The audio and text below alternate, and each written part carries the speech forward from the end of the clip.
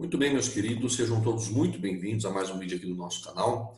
Vamos avançar no estudo da calorimetria, hoje conversando sobre as quantidades de calor, né? Na última aula a gente entendeu sobre o que é o calor, como ele se manifesta, como ele é trocado, vimos os processos de transferência de calor, vimos uma das consequências dessa transferência de calor que foi a dilatação, e agora a gente vai entrar nas continhas. Vamos entender quais são as quantidades de calor que existem na natureza, tá bom? Bora lá então. Só para a gente relembrar, pessoal, o que a gente viu na aula passada, só esquematizando aqui algumas coisas eu já comentei, que calor é uma medida de energia. Isso é fundamental para nós, tá bom, pessoal? Calor a gente usa a letra Qzão, é energia em trânsito, no sentido que ela está em movimento, sendo sempre trocada entre os corpos.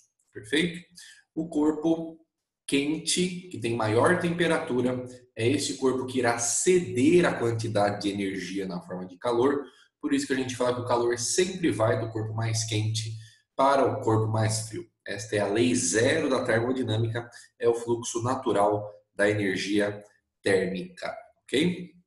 O calor, pessoal, nada mais é do que um pedaço daquela energia interna que os corpos possuem a nível atômico e molecular. Lembrando que energia interna é a soma das energias cinéticas de todas as moléculas do material.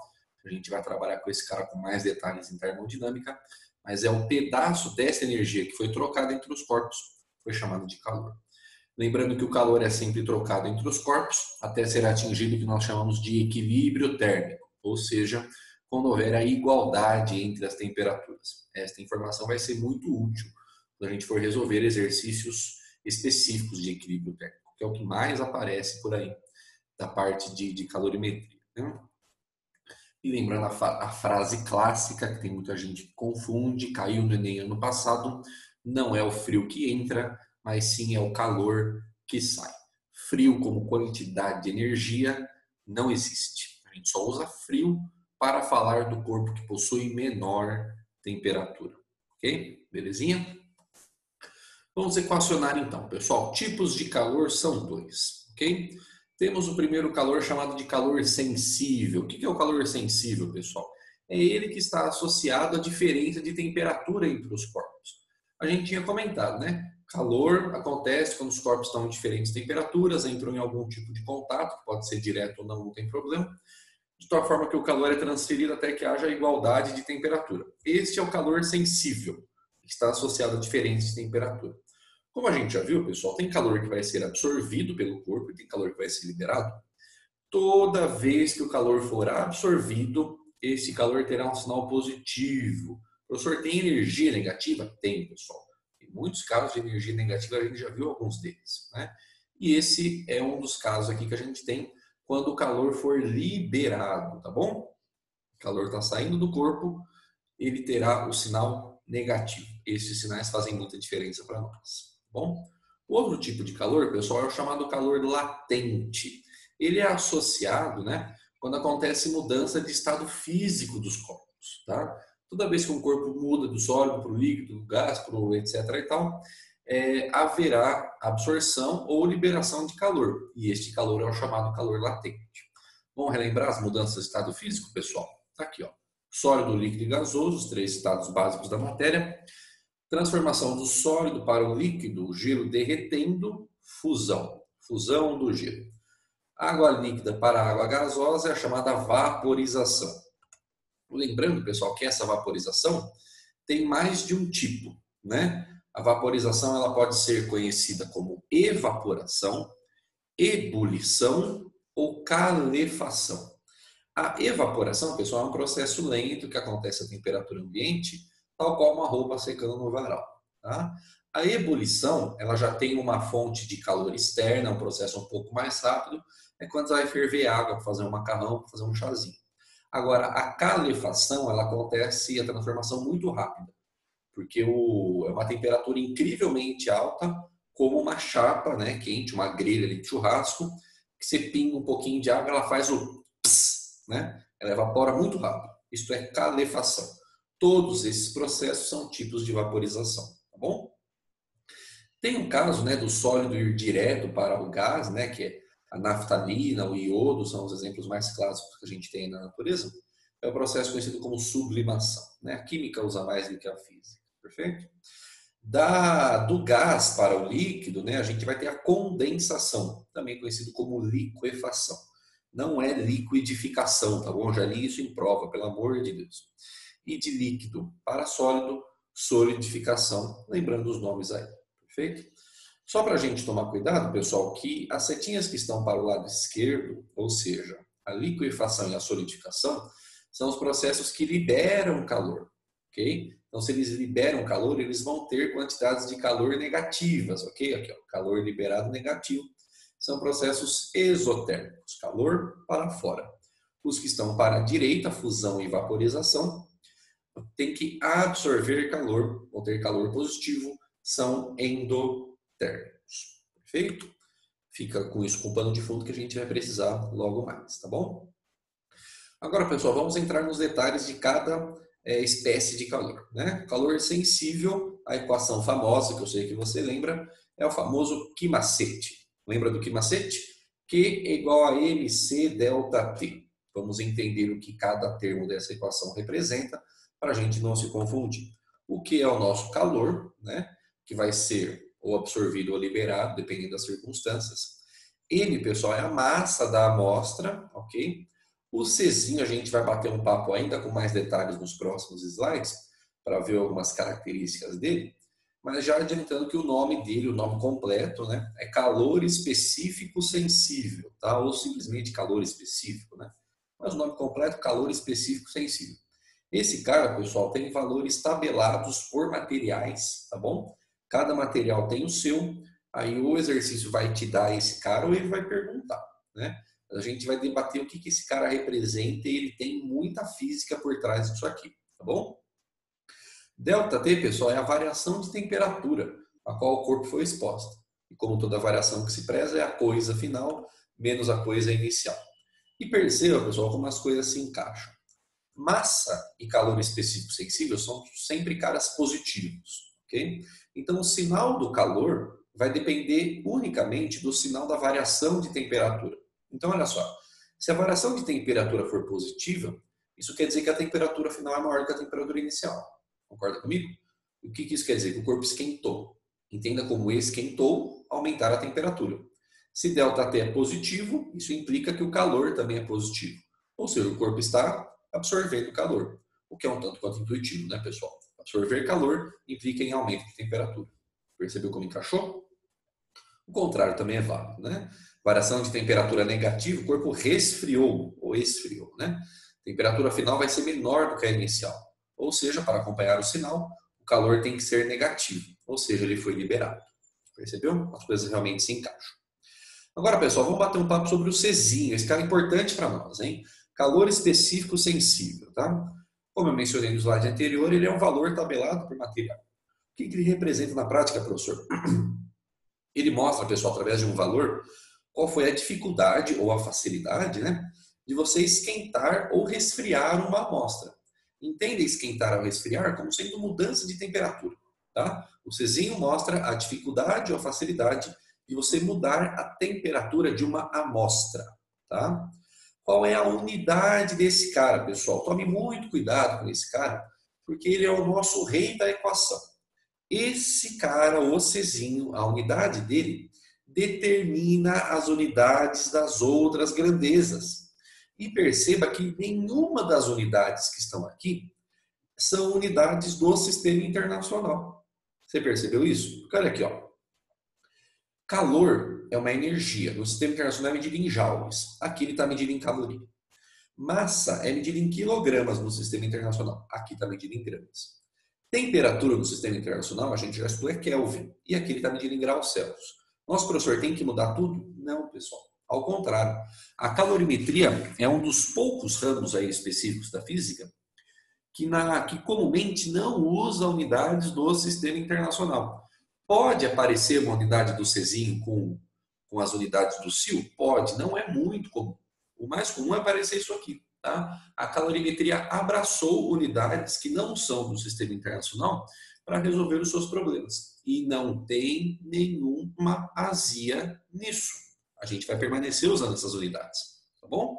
Caloria para a energia, para o calor, massa com gramas e temperatura em graus Celsius. Então, pessoal, uma vez que você ver esta unidade do Czinho, entenda que ela que vai mandar nas outras. Então, você já sabe que o seu calor tem que estar medido em calorias, que a sua massa tem que estar medida em gramas e que a sua temperatura tem que estar em graus Celsius. Este cara determina as outras unidades. Se alguma unidade você precisar ajustar individualmente, está aqui para a gente relembrar, né? Uma caloria vale 4,2 joules, 1 grama 10 a menos 3 quilograma, né? Ou o contrário, 1 quilograma em 1 gramas. E de Celsius para Kelvin, você tem a temperatura em Kelvin, subtrai 273 para ter a temperatura em Celsius, tá? Então, se você precisar ajustar alguma unidade individualmente, faça isso antes de substituir os valores na equação do Kimacete, porque é essa unidade do Czinho que manda na bagaça, tá bom? Então, pegue, por exemplo, o Czinho mais famoso que a gente tem, que é o Czinho da água, tá? Czinhos, pessoal, como são valores tabelados, você não precisa ficar decorando, né? Mas o Czinho da água a gente vai usar tanto, ele é um cara que já foi tema de questão de vestibular e de Enem, que a gente acaba sabendo, né? O Czinho da água vale 1 redondinho. 1 caloria por grama grau Celsius, é assim que a gente lê essa unidade. 1 caloria por grama grau Celsius. O que isso quer dizer na prática, professor? Significa que a água, que 1 grama de água, né? 1 grama de água, precisa absorver ou liberar 1 caloria de energia para variar, aumentar ou diminuir 1 grau Celsius a sua temperatura. Este é o significado do Czinho. Quantidade de energia para que 1 grama daquele material varie 1 grau Celsius a sua temperatura. Aí você pergunta para mim, professor, isso é muito ou é pouco? Né? É difícil a gente olhar só para esse valor e ter noção se é um Czinho alto ou se é um Czinho baixo. A gente precisa comparar com outros materiais, né? Eu trago para você aqui alguns materiais, tá? Você pegue, por exemplo, o Czinho dos metais, alumínio, chumbo, né? São muito utilizados em exercícios, ferro e tal. Então, na casa aí do 0,4, tá bom? Caloria por grama grau Celsius. A areia, pessoal, que também é bastante utilizada em exercícios para comparação, tem um Czinho menor ainda, 0,2. Tem Czinhos maior do que a água? Tem. Não sei quais, entendeu? Mas tem. O que eu quero dizer para você, pessoal, que a fins de comparação com os sistemas que a gente utiliza, o Czinho da água é alto. É alto em comparação aos outros, tá? Agora, o que isso traz de implicações para nós? Como o Czinho é alto, pessoal, isso quer dizer o quê? Que a quantidade de energia para que 1 grama de água varie a temperatura em 1 grau Celsius é alta. Ou seja, dá trabalho para a água esquentar e dá trabalho para a água esfriar. Entende? A água demora para esquentar. Uma vez que a água esquentou, ela também demora para esfriar. Você que gosta de MasterChef, você vai entender o que eu vou falar, ou desses outros programas aí que estão na moda de culinária. Quando a galera vai cozinhar, a primeira coisa que eles fazem na cozinha, depois de ter escolhido os ingredientes, pensado na receita, obviamente, o que eles fazem? A primeira coisa que eles fazem é colocar água para esquentar, colocar água para ferver. Porque é um processo que demora, pessoal. Faça isso no teste na sua casa. O que você acha que vai demorar mais? Esquentar uma água ou fritar um bife? Nem se compara.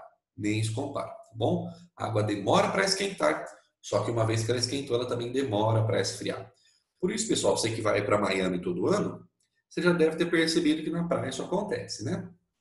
De manhãzinha, a água ainda está fria, porque ela não recebeu quantidade de calor suficiente para ela esquentar, para ela aumentar a temperatura. Mas a areia, ela tem um Czinho muito baixo.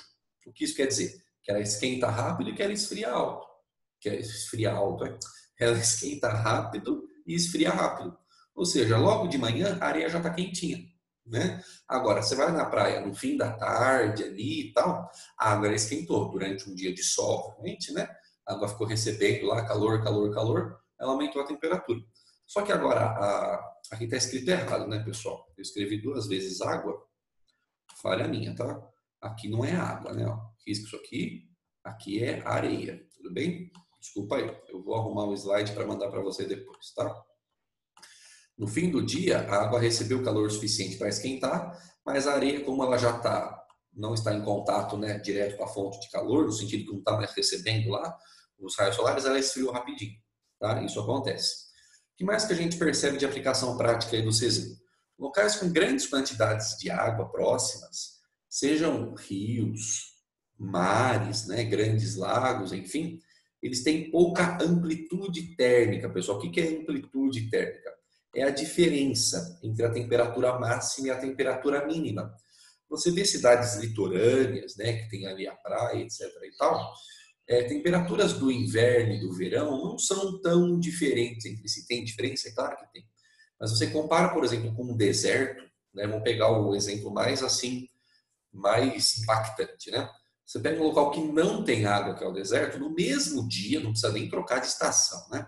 No mesmo dia, a diferença entre a temperatura máxima e a temperatura mínima é um absurdo. Você sabe que durante o dia o deserto bate 40 graus, tranquilo, né? Graus Celsius, e à noite ele chega a menos 20, menos 30, né? A amplitude ela é muito alta. Por quê? Porque a areia, pessoal, que é, né, o que comanda ali a existência do deserto, por não ter água, a areia tem um Czinho muito baixo. Ou seja, ela esquenta muito rápido durante o dia e durante a noite ela esfria muito rápido, né? O que faz com que a temperatura cause essa grande variação. Nos locais com água, nos dias quentes, a água vai absorver esse calor, dando uma amenizada na temperatura. Nos dias frios, a água agora vai liberar aquele calor que ela absorveu, dando uma esquentadinha de leve na temperatura. Percebe? Então, isso aqui, pessoal, são aplicações práticas do significado do Czinho e dos valores que ele tem especialmente para a nossa amiga água. Fiquem atentos com questões desse tipo. Tá bom? Vamos equacionar o calor latente, pessoal. O calor latente famoso que mole, né? Que mole Q igual a M vezes L. O que são esses caras, professor? O Q continua sendo o calor, que tanto pode ser absorvido como liberado. M, a massa da amostra, continua sendo uma incógnita, então uma variável utilizada aqui na conta. Este L, pessoal, também é um valor tabelado, tá? É o chamado calor latente, né? É um valor tabelado por material e por estado físico, por transformação de estado físico. Aí você pergunta para mim, como assim, professor? Vamos explicar. Cada material possui um L, mas também para cada mudança de estado físico, ou seja, vamos pegar o exemplo da água, que é o clássico, eu já vou te mostrar valores da água. A água vai ter L de fusão, L de evaporação, L de solidificação e L de condensação.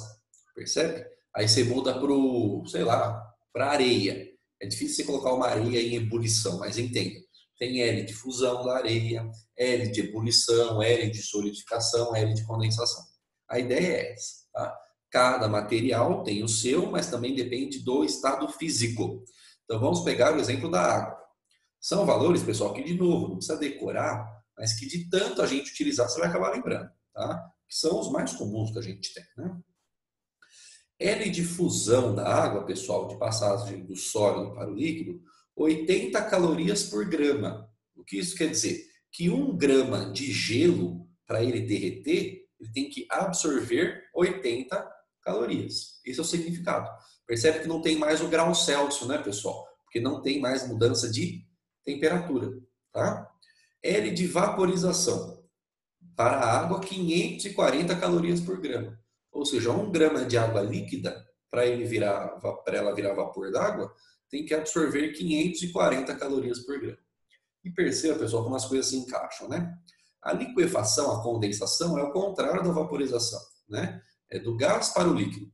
O valor é o mesmo do L, tá vendo? Só que ele troca de sinal. Por que ele troca de sinal, pessoal? Para garantir que estes processos sejam exotérmicos, que eles liberem calor. Porque como a massa é sempre positiva, quem vai mandar no sinal do calor é o L. L positivo, calor absorvido. L negativo, Q negativo, calor liberado. Percebeu? Solidificação é o contrário da fusão. Então o valor permanece, perdão, mas o sinal troca menos 80. Tá? Então, além dessa questão dos sinais, pessoal, entenda que tem outros significados aqui. Eu vou te fazer uma perguntinha. Antes de você ouvir a resposta, tente pensar com você mesmo. O que é mais fácil? Fazer uma fusão ou fazer uma vaporização? O que é mais fácil? Derreter um gelo ou evaporar uma água? Com certeza, pessoal, derreter o gelo.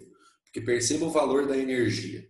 Preciso de menos energia, 80 calorias para 1 grama, né? Para cada grama. Eu preciso de 80 calorias para derreter 1 grama de gelo. Mas eu preciso de 540 calorias, perdão, para evaporar 1 grama de água líquida. Então eu preciso de mais energia, então isso é mais difícil, né? Eu preciso ficar mais tempo lá no foguinho, lá no fogão, tá? Então é mais fácil você derreter uma amostra do que você evaporá-la. Isso não é só para a água, tá bom? Isso é para todos os materiais, mas a água que a gente acaba utilizando aqui, tá bom? Para encerrar, pessoal, no final tem um exercício aqui para a gente fazer junto, mas vamos entender esse negócio de curva de aquecimento. Por quê? Eu, inclusive, gravei até um vídeo separado sobre isso, depois eu te mando. Quando a gente trata de sequências de aquecimento, de mudanças de estado físico, existem algumas etapas, né? Você pega, por exemplo, assim, eu quero transformar gelo que está a menos 20 graus Celsius em vapor de água a 200, tá? Eu aqueço direto, o gelo se transforma direto em vapor? Não. Existem etapas de aquecimento, tá? E essa curva vai mostrar isso. A gente vai analisar, pessoal, as curvas de aquecimento de substâncias puras, tá? Eu vou deixar vocês lá na química, lá com a Amandinha, para vocês estudarem as misturas, tá? Vai ter lá mistura eutética, mistura azeotrópica, umas têm a temperatura de fusão constante, outras têm a temperatura de ebulição constante, isso eu deixo lá para química. Aqui a gente só vai avaliar substâncias puras, tá? Então esse aqui é o gráfico clássico de substâncias puras desse aquecimento. Então entenda o seguinte, bonitão. Ele não pegou a água aqui no exemplo, mas não tem nenhum problema, né? Você tem no começo aqui a sua amostra no sólido, ok? Você quer transformar essa amostra em vapor, em gás. O que você vai fazer? Direto? Não, tem etapas. Qual é a primeira etapa, velho? Você aplica um calor sensível, um quimacete, para transformar, para chegar esse sólido, que estava a uma temperatura aqui X, chegar nesse sólido até a temperatura de fusão, que no caso da água é 0, né? Mas vai depender, obviamente, do material. Então, você aumentou a temperatura, fez um quimacete para chegar na temperatura de fusão. Quando você chega na temperatura de fusão, você vai derreter esse material. Para derreter, você tem que aplicar um calor latente, né? Então, você vai ter a mudança de estado físico. Você muda de sólido para líquido. Mas perceba, pessoal, que esta reta aqui no gráfico, ela está uma reta constante. O que isso quer dizer? Que durante a mudança, presta atenção que eu vou te falar, durante a mudança de estado físico, não há variação de temperatura. Eu vou repetir. Durante a mudança de estado físico, não há variação de temperatura. Por isso, pessoal, que existe gelo a 0 graus Celsius e existe também água a 0 graus Celsius. Eu mudei o estado físico, mas eu não mudei a temperatura. Isto é para substâncias puras, ok? Para as misturas, essa reta pode estar um pouquinho inclinada para mais ou para menos, mas nas substâncias puras, que é o que interessa para nós, não há variação de temperatura durante a mudança de estado físico, seja a fusão, seja a ebulição, e se for esse gráfico, você pode fazer todo ele decrescente, né? Mas também vai servir para condensação e para solidificação. Não há variação de temperatura durante a mudança de estado físico. Cheguei na água zero, né? Estou pegando o exemplo da água. Vou aplicar um quimacete durante a fase líquida para aquecer esse material de 0 até 100, por exemplo, né? Que é a temperatura de ebulição da água. Chegou no 100, eu aplico de novo um calor latente para ferver essa água, para transformar a água líquida em 100 graus Celsius, em vapor de água também a 100 graus Celsius. Cheguei nesse ponto, agora eu aplico um quimacete, outro calor sensível, até onde eu quiser para esquentar este vapor. Então perceba, pessoal, que existem 5 etapas diferentes entre si, cada uma com o seu significado. As retas inclinadas são calores sensíveis, onde há mudança de variação de temperatura. E as retas aqui na horizontal são calores latentes, onde não há variação de temperatura por causa da mudança de estado físico. Tá bom? Então, para a água ao nível do mar, a gente já sabe essas temperaturas de fusão e de ebulição. Deixando bastante destaque aqui para você, que durante qualquer mudança de estado físico, não importa se é endo ou exotérmico, a temperatura vai ficar constante. Por isso que existe gelo a 0 graus Celsius, e é aquele pontinho aqui, ó, eu atingi gelo a 0, e nesse ponto aqui, depois desta primeira reta horizontal, eu tenho água líquida a 0 graus Celsius. Perfeito? Cuidado com essa curva de aquecimento. Vou colocar um vídeo curtinho, 5, 6 minutinhos, só sobre ela para você ver o passo a passo, tá bom? Para terminar, pessoal, vamos fazer um exercício que caiu ano passado, fresquinho, acabou de sair do forno, PUC aqui do Paraná, tá bom? Antes de ver a resposta, pause o vídeo e tente fazer por você mesmo. Qual era o exercício, pessoal? Calcule a quantidade de calor necessária em joules para transformar 200 bilhões de toneladas de gelo a 0 graus Celsius em água a 0 graus Celsius sob pressão de uma atmosfera. Aí ele te deu algumas constantes, né? Te deu a conversão de calorias para joules, te deu o Czinho do gelo, calor específico sensível do gelo, meia caloria por grau Celsius, Czinho da água que a gente já conhece, e o latente de fusão do gelo que a gente também já conhece, 80 calorias por grama. Pause o vídeo, tente calcular, use notação científica, quantidade de calor necessária para transformar 200 bilhões de toneladas de gelo, que já estava a 0 graus Celsius, em água a 0. Tenta fazer aí. Deu certo, pessoal? Conseguiram? Vamos pensar junto. Ó. Vou voltar aqui para o gráfico da curva de aquecimento para você entender. Onde nós estamos? Estamos no gelo a 0. É esse ponto aqui, certo? O gelo já está na temperatura de fusão, perfeito? Eu quero transformar esse gelo em água líquida também a 0. Ou seja, pessoal, quantos calores eu vou ter que aplicar nessa amostra? Um só. Um só. Eu só vou ter que aplicar este calor latente que está aqui. Percebe? Ele te deu outras constantes, ele te deu o Czinho do gelo, o Czinho da água, mas isso era distrator, pessoal. Era para confundir. Não é necessário. Por quê, professor?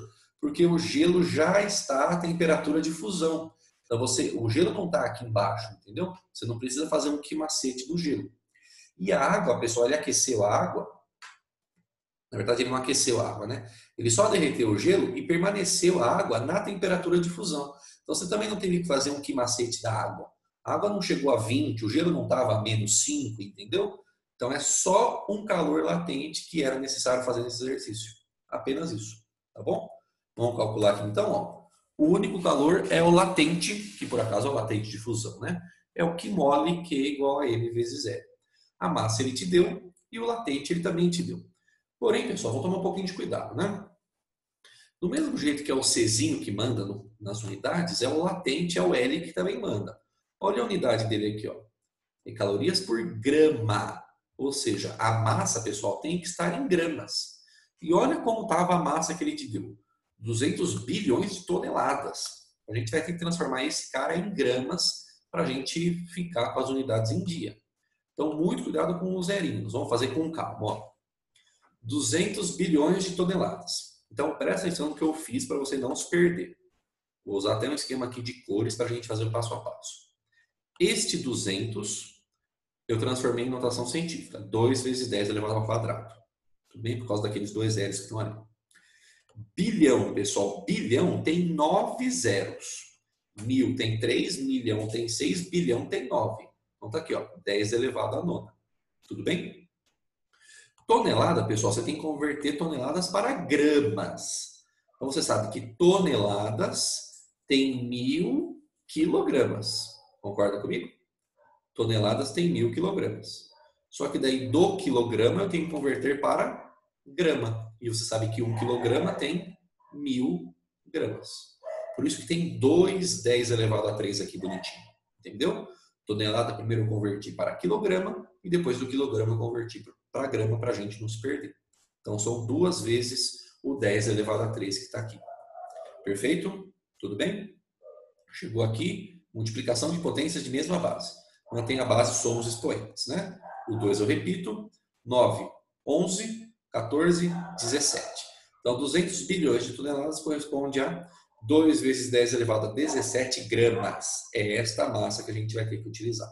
Aqui, ó. Então a quantidade de calor é o que mole, 2, 10 a 17. O L, pessoal, é 80. Eu coloquei 8 vezes 10 para a gente fazer a multiplicação aqui, tá bom?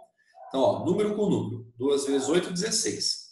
10 a 17 vezes 10. O 10 está elevado a 1 aqui, está escondido. Somos expoentes. 10 elevado a 18.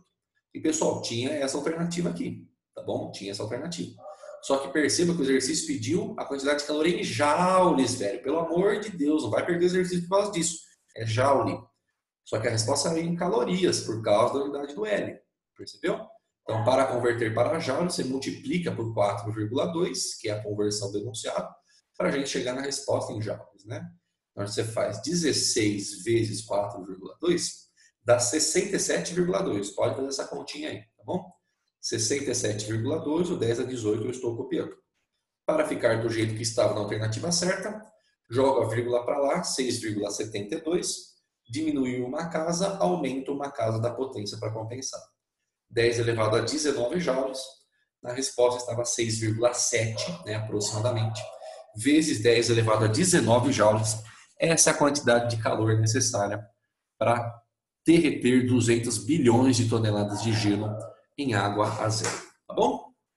Tá aí, pessoal, fresquinho da PUC, tinha mais continha do que qualquer coisa, né? Tomando cuidado com as unidades, você conseguia resolver. Beleza, bonitos? Por hoje é isso. Agradeço muito a sua presença e a sua participação. Qualquer coisa, só dá um toque nos comentários, a gente bate um papo. Fiquem com Deus, até mais. Tchau, tchau.